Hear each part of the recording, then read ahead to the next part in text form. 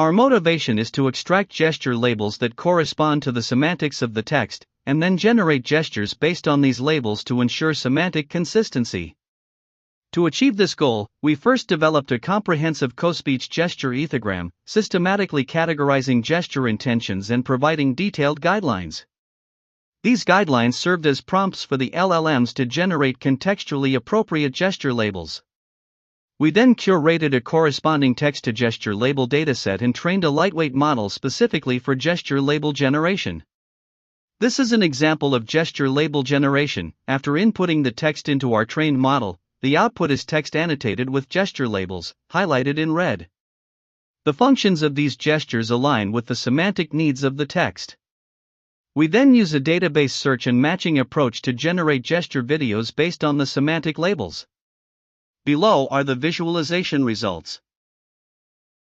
As long as you maintain a positive attitude, problems will eventually be resolved. I encountered some small issues at work today, which was a bit frustrating.